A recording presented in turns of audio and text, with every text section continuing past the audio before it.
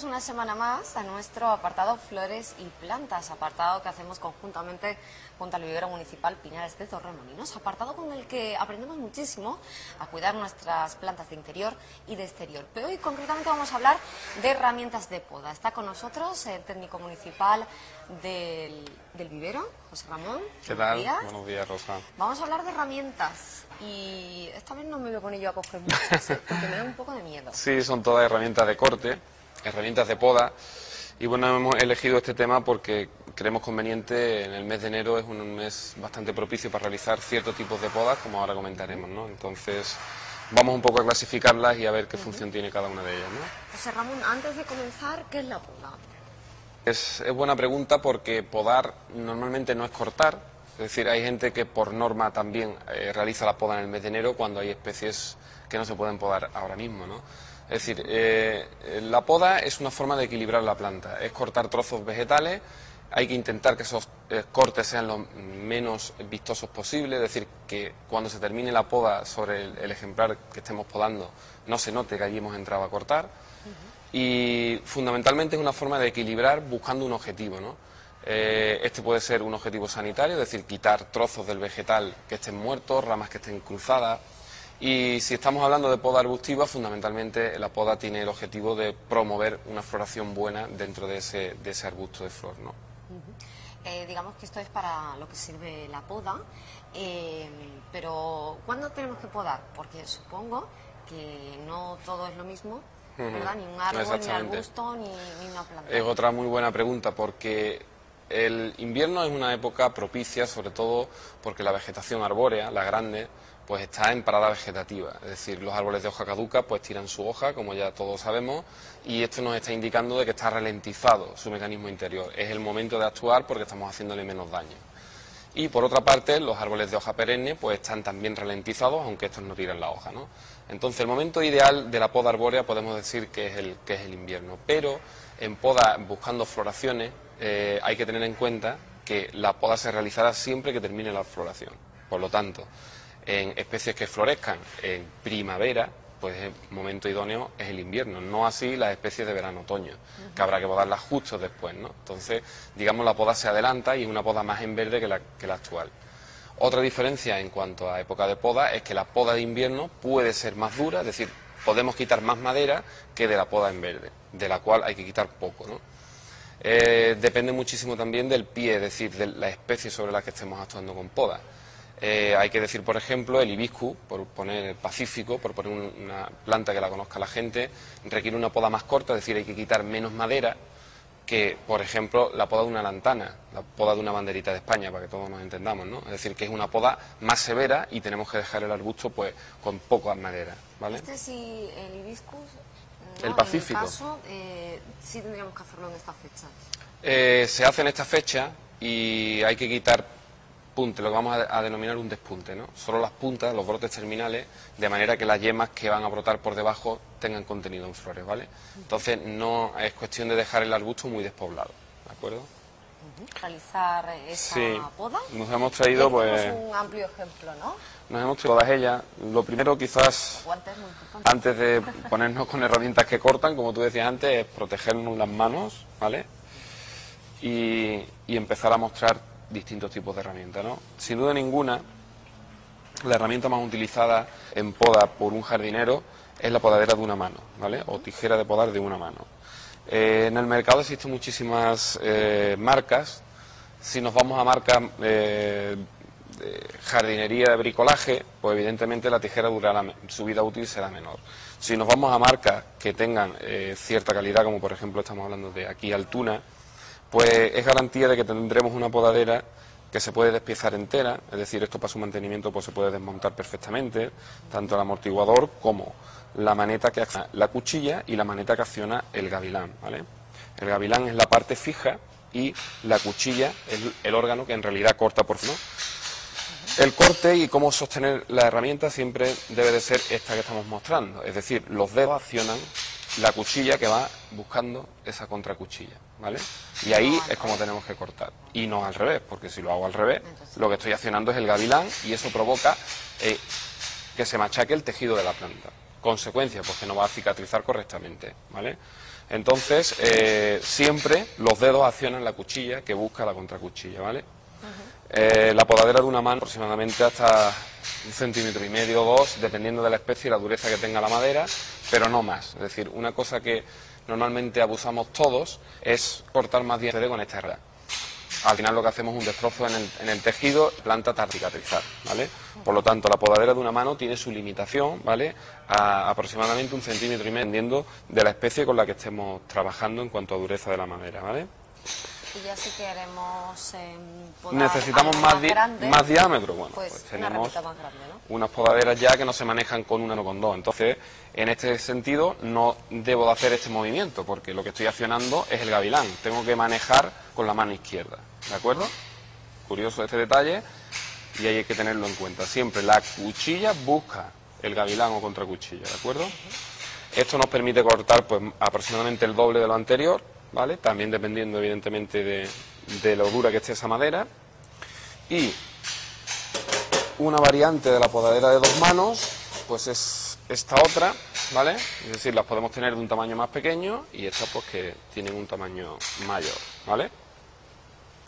Es curioso porque en este modelo las tijeras pues se alargan y permiten hacer cortes pues más altos, ¿vale? Es un detalle que también los jardineros pues lo tienen muy en cuenta, porque a veces pues no tienen que montar escaleras. Eso conlleva un riesgo de caída a distinto nivel, de caídas en altura, que con este tipo de herramientas pues las vamos a solucionar. Mucho más cómodo. Es otra variante, ¿no? Después hay veces que ya no es una poda de recorte, ¿no? Es decir, de forma que le queremos dar a un seto fundamentalmente, ¿no? Formas circulares, formas alargadas, eso se consigue con una tijera recortaseto, ¿vale? Es decir, tiene dos planos, ¿vale? Uno es este y otro está un poco inclinado para sostenerla, evidentemente para que los nudillos pues no rocen con el material que estoy cortando, ¿vale? Y pues tiene dos hojas que cortan, al contrario de como nos ocurría con las podaderas, ¿no? Donde había una hoja que cortaba y otra que no. En este caso cortan las dos, ¿de acuerdo? Es una tijera para recortar setos o hacer molduras, ¿de acuerdo?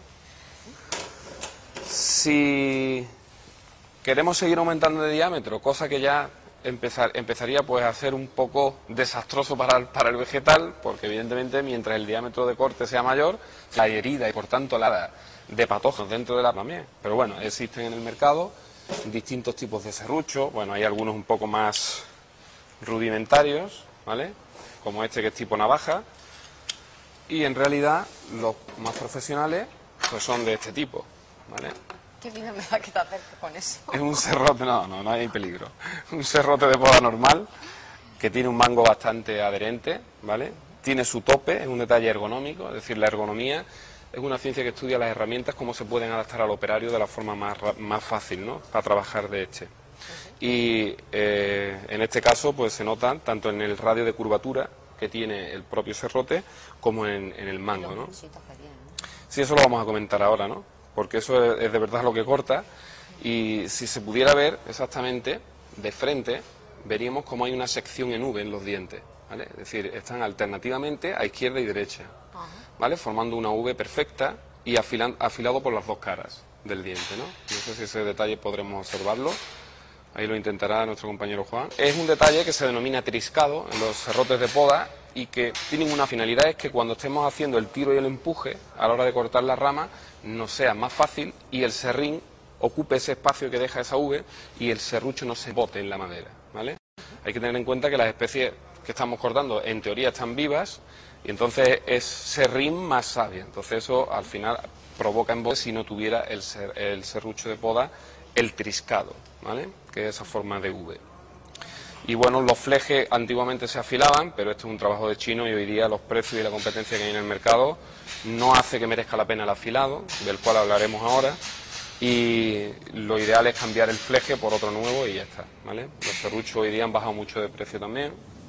Y detalle importante a la hora de llevarlo, pues su funda, ¿vale? Porque es una herramienta bastante peligrosa y la funda pues al cinturón, ¿de acuerdo? Igual con todas, ¿eh? Y bueno, hay un último detalle, y es que los serruchos también se pueden emplear en altura. Entonces tendremos herramientas como esta que tenemos aquí, que es un serrucho de pértiga, ¿vale? Es decir, es la misma visto anteriormente, montado en un telescopio, ¿vale? En una alargadera. Esto normalmente evita el tener que montar escaleras y por tanto es una herramienta también bastante práctica en poda arbórea, sobre todo a nivel del suelo, ¿vale? Bueno, pues ahí teníamos varios ejemplos de herramientas. Y esto es un poco el cuadro de herramientas que un podador pues puede llevar, ¿no? En un jardín, pues dependiendo de lo grande que sea, de las especies, la altura que tengan, pues evidentemente necesitaremos más o menos, ¿no? Está claro que todas son muy necesarias, porque no podemos pretender hacer un corte grande con una herramienta que corte poco, ¿vale? Entonces, quizás lo último, en cortes grandes, que debemos explicarle a la gente, es que existen navajas de poda, ¿vale? Tal cual a estas.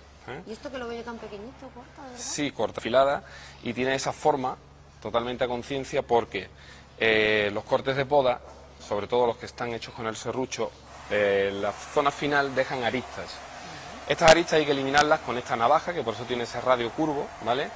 Y se tiene que dar liso. La garantía de que un corte cicatrice de forma rápida es que quede lo más liso posible y que se haga por su sitio, ¿no? Evidentemente eso no lo podemos mostrar aquí porque no tenemos especies sobre las que actuar, pero quizás pudiéramos dedicarle también un programa a eso, Rosa.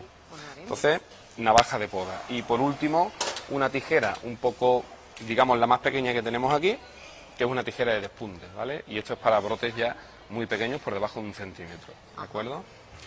Entonces, quizás la semana siguiente podamos ver algunos ejemplos de cómo hacer despunte y cómo hacer corte en madera más grande, ¿vale? Para que la gente vea el procedimiento cuál es. Pues seguro que lo haremos, porque nos gusta no solamente explicarles qué tipo de herramientas existe, sino también hacer esa práctica que tanto nos gusta para que vean ustedes cómo en realidad se hace una poda. Y bueno, vamos a hablar también de ese afilador efectivamente. para las herramientas de poda, ¿no? En el mercado muchísimo ya, ¿no? Pero quizás el que más podemos aconsejar es la piedra de afilar normal. Esto tiene distinto granulometría, distintos granos, unos más finos y otros más gruesos. El más grueso evidentemente se utiliza para quitar más hierro, ¿vale? Y el más fino ya para darle el último toque, ¿no? La forma de afilar siempre es la parte que se afila de la tijera, obviamente es la cuchilla, el gavilán no se toca, ¿de acuerdo? Y el sentido tiene que ser siempre hacia abajo, ¿vale? Es decir, no podré hacer este movimiento hacia atrás porque si no me estoy cargando el filo que estoy montando. Uy, pues eso es muy típico, ¿eh? Pues por eso hay que tenerlo en cuenta. Seguramente más de una persona se lo ha cargado así. Efectivamente, entonces siempre en el sentido hacia afuera, ¿vale? De la cuchilla, nunca hacia adentro. Y con un ángulo, es decir, no puedo hacerlo así, tengo que hacerlo con el mismo ángulo de bisel que trae la propia cuchilla de fábrica, ¿de acuerdo? Entonces, estos afiladores, pues digamos son los más antiguos. Actualmente hay algunos como estos que ya son de base metálica, que en teoría no se gastan nunca y que bueno, se trataría de ir pasándolo por ahí, ¿no? En 3 o 4 pases estaría hecho el filo, ¿vale? Y esto pues hay que adaptarse a ello, ¿vale? Lo ideal sería desmontar la tijera entera, pero según comentan, pues es una herramienta que va a desbancar a los afilados de piedra, pero bueno. Y después una piedra que ya es muy cara porque son piedras al aceite que se denominan, es una cosa como esta, tiene un grano muy fino, es para darle el toque de afilado a herramientas que precisan un corte muy fuerte, ¿no? Por ejemplo, la pala del podador de palmera, ¿no? La pala del podador de palmera se afila con esta piedra. Incluso los carpinteros que nos estén viendo pues sabrán que esta piedra también se utiliza para los formones, ¿no? Es decir, dejarle un toque perfecto, ¿no? Digamos, a la zona de afilado, ¿vale? Y es una labor de mantenimiento de la herramienta que obviamente lo que nos hace es garantizarnos de trabajar de forma segura. Contrariamente a lo que se piensa, Rosa, las herramientas mientras más afiladas estén son más seguras, todas las herramientas de corte, incluidos los cuchillos de nuestra casa. Si no, hace falta una reflexión, con el que te pegas el tajo fuerte es con el que peor afilado está, porque estás haciendo más fuerza para cortar, ¿vale? Por lo tanto, las herramientas de poda siempre tienen que estar limpias y afiladas, ¿vale? Bueno, pues ahí teníamos esa selección que hoy hemos cogido de herramientas de poda. Siempre, bueno, que hay que recomendar que hay que tener cuidado, ¿verdad? Y supongo que también los profesionales que tienen grandes jardines pues tendrán todo esto en cuenta. Claro, por supuesto. No la ama de casa va a coger la primera que pille para cortar, no lo creo. No, a nivel jardinería, evidentemente, la herramienta que más se usa es esta. Es así, porque esta la hemos visto. ¿vale? Y bueno, es peligroso si el dedo se pone en medio, evidentemente se lo lleva rápidamente, ¿no? Eso hay que tener cuidado. Entonces, Sí. protegerse, Guantes. sobre todo la mano izquierda para los diestros y al revés, ¿no? Pues la mano derecha para los zurdos, y decir que también hay en el mercado ya tijeras para zurdos y tijeras para diestros, ¿Ah, ¿no? sí? Sí, sí, sí. Bien pensado. Existen, porque claro, la Complicado persona que eso, tiene que ¿no? estar trabajando en poda y sea zurda, tiene que adaptarse al corte derecho, pues es un poco complicado. Entonces ya se fabrican con esa salvedad, ¿vale? José Ramón, recomendar a todos que aquí en el vivero municipal Pinares de Torremolinos, desde luego hay una gran selección de herramientas de poda, Pues sí. y muchas cosas que ustedes pueden utilizar, y eso sí, siempre a buen precio. Hombre, Y por con la supuesto. mejor calidad.